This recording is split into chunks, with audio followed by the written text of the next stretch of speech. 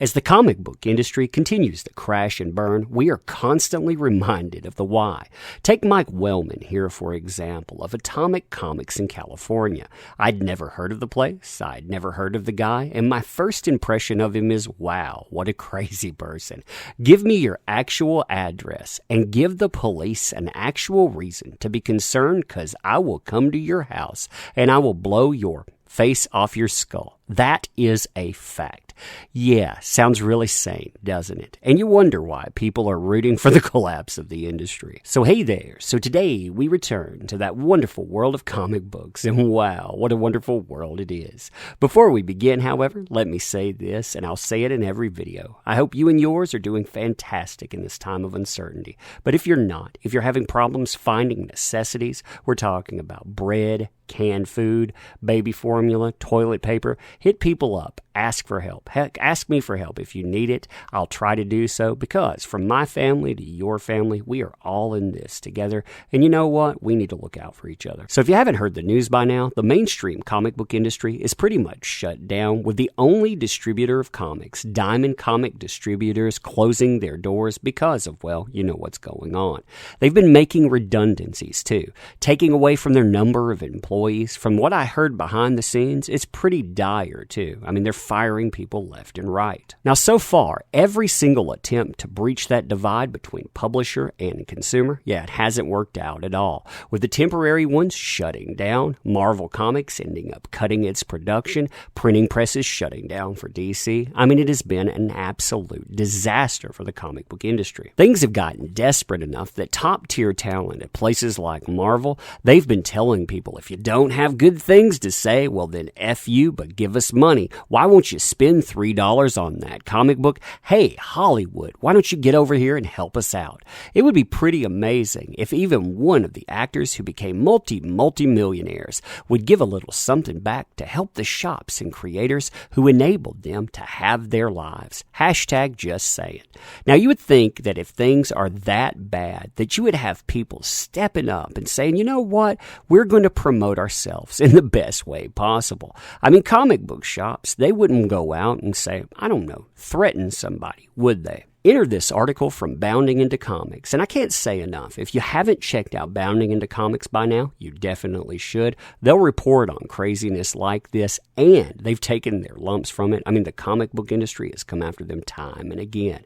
But enter this article. Atomic Basement comic shop owner Mike Wellman threatens to blow Ethan Van Sciver's beeping face off of his skull. I mean, isn't that absolutely wonderful? Yay, comic book industry, yay. So Wellman's comment is going to come in response to a post from Ethan Van Sciver responding to famed G.I. Joe writer Larry Hama describing Comicsgate. And here's what he has to say. Larry Hama, it's a group of comic pros who are reviving waning careers by pandering to ists and phobes.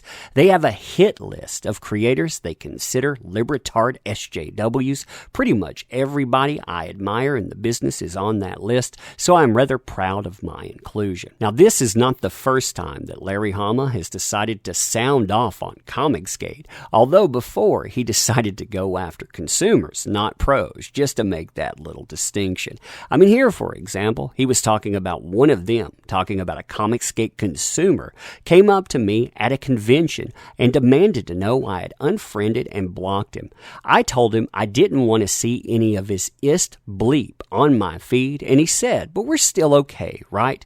This is my problem with nostalgia here, and this is my problem with holding any creator up and saying, yeah, you know, you're on a pedestal. A creator doesn't like a creator, yeah, that's one thing. Going after consumers directly and saying, hey, you know, you're trash, basically, I'm going to treat you like that, then having other people talk about throwing stray toasters at you, yeah, that's another. Now, Van Sciver's response to being called out by Larry Hama is actually pretty professional, and then some. He says, you know, I've got bad news for you, Larry Hama. If there were a list, which there isn't, you wouldn't be on it. We love you. Richard C. Meyer especially admires you and cites your comics as the reason he chose to enlist and serve his country. Your G.I. Joe comics and their lessons in loyalty inspire us all to stand up for each other as your friends try to exert pressure on us us to betray what we knew was right. We stood behind Richard C. Meyer in his lawsuit against Mark Waid because of your G.I. Joe comics, and we have stood together in solidarity in not giving Kickstarter our business because of their persecution of conservatives and political discrimination. You taught us what it means to be real American heroes. You inspire Comicsgate. You inspire. Not only does that message contradict what Larry Hama was putting out there about some list and on, but it also goes out and it sends a positive message from pro to pro, which is good. As a consumer, I probably would not send that message, but from pro to pro, I actually commend that because it diffuses tension and it says, hey, I'm not the bad guy here. So apparently that was too much positivity and it poisoned the Wellman. I mean, seriously, this guy's name, Mike Unwellman, would kind of fit there a little bit better because this guy, he has a big-brained idea. He's going to set out in public. He's going to throw out a litany of profanity. He's going to go and tirade, talk about abusing people and on. And you know what? He's going to tie it to his business. He's going to tie it to his real life because, again, such a brain surgeon. He starts out, I can't wait to see you at a show, Ethan, and beat the living bleep out of you. Fun times. Then he follows that up with, I am literally going to beat your A. How dare you insult legends like Larry Hama as well as the industry itself. F you. I am a libertard with fists. Ooh, fists. You're going to feel them the next time we are at a convention together. I'm going to beat the living F out of you in front of everybody. Yeah, he's going to get everyone. I swear. Now, if you'd thought the mental illness train had pulled into the platform, we ain't even got close to it yet. I mean, seriously, this guy, when I say that he is unwell, I mean that. We're talking about a guy that is on Facebook. He is under his personal account with his name attached to this, his business attached to it, and he continually threatens somebody before threatening them at a level that the police could get involved. He says, you're such a little cowardly bee, Ethan Van Sciver. Let's fight. Let me feed you a fist sandwich, you little bee.